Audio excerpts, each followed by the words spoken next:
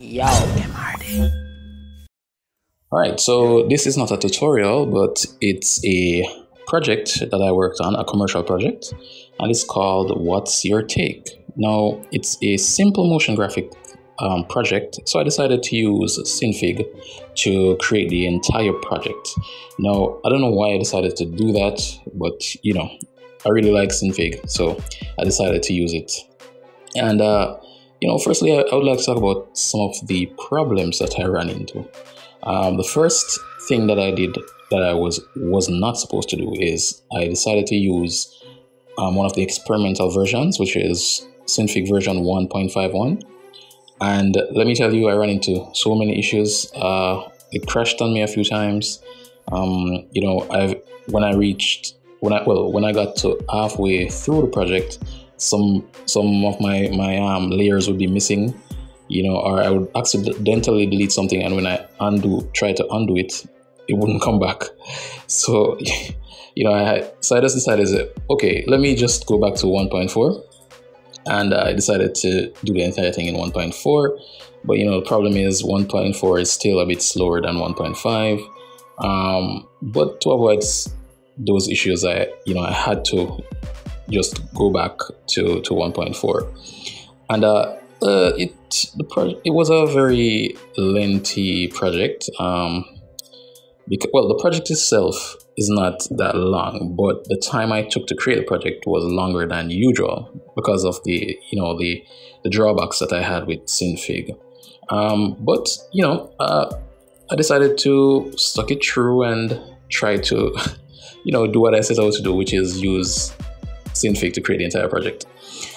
So let me talk about some of the other things now. So with every project that I create, I first decide to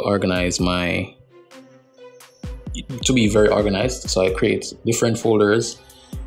Create a folder for images and Synfig files, as well as any other folders that I think would be necessary. As well as for this project, I had a storyboard, and it's always important to storyboard your projects so you know where you're going. All right. I used my paint to create the storyboard, but for storyboards you can pretty much use any software. You can even use paper and pencil.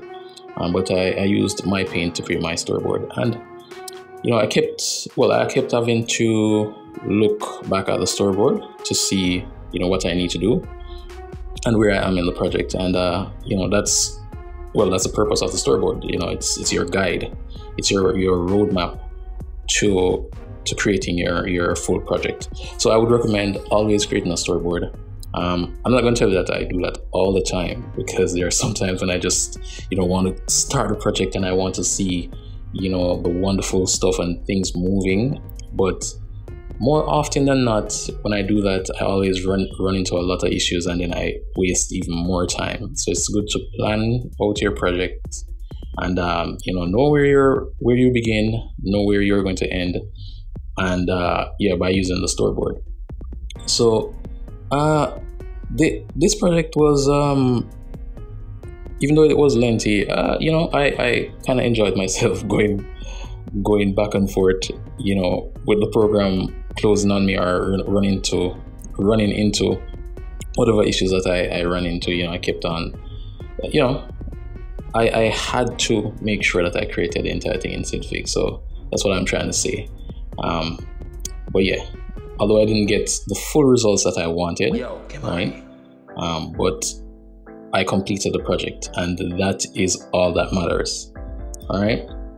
Now, would I create another project in Synfig?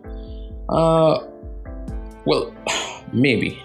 I'm going to see what the next stable version will bring, and hopefully it will be much faster and it won't crash a lot. And we'll go from there and see if I decide to use it on any more commercial projects. Because it would be cool, because obviously Synfig is a really, really powerful software, right? There are tons of things that you can do in it, and man, oh man, when I just know that sometime in the future, when when some of the kinks are worked out, it will be a good rival to many other programs.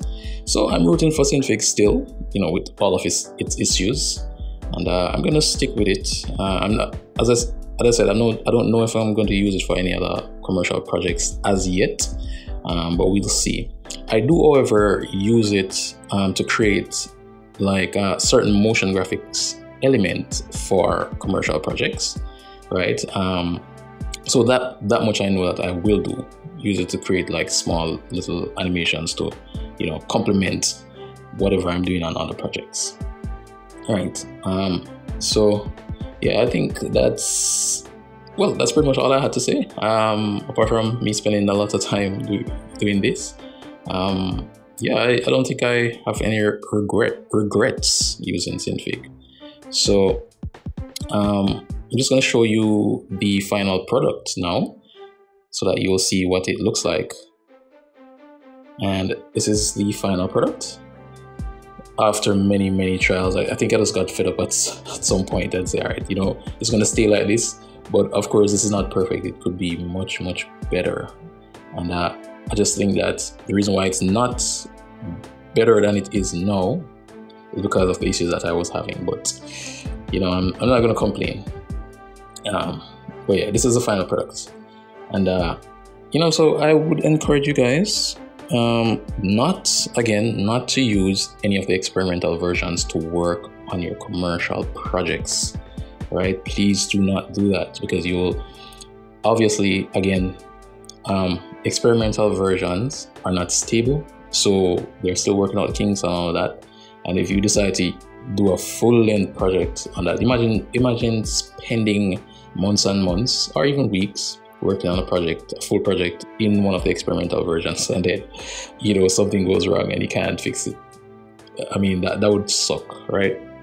So for that reason, I would recommend not using that. So yeah, continue using 1.4 and until the next stable release. And always, oh yeah, by the way, show your support to Synfig. Join the Synfig forums, donate. I'm planning to whatever course, because I am still planning to release courses for Synfig that I'm still working on. So when I do those, I'm thinking of working with the Synfig team to maybe donate like a certain percentage of my earnings, if I make anything from the courses, to the Synfig project. I don't know if that can be automatic, like when they purchase something, a portion of the funds can go directly to the Synfig funds. But if I can't do that, then I just take a portion of the funds and just donate it. But I think I'm getting ahead of myself. I'm still working on the courses.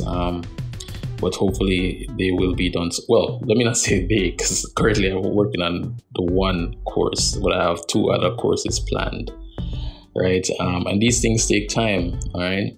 So I don't necessarily want to create all paid courses, but because it takes time, and that's time I could be spending doing commercial work to get funds, I definitely have to put a price tag on these courses, right? And also, if I want to see Synfig survive and become a tool that professionals begin to use in the future, it's important to show that, hey, you can create courses with this thing. You can you can earn a living by using this software. So that's very important. Yeah. Oh, right. There are also some things that, please guys understand that there are some things that I have to reserve for my patrons.